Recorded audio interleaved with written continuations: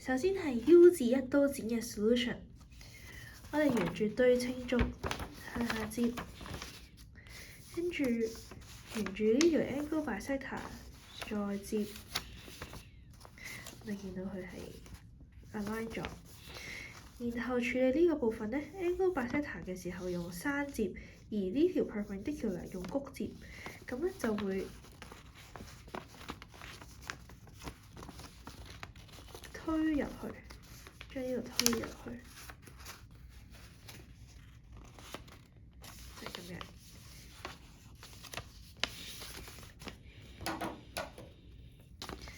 剪出嚟睇下先。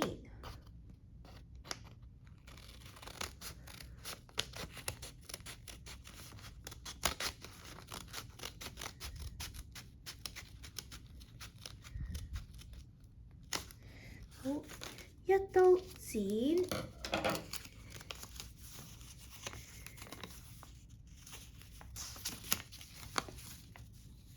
，U 字完成。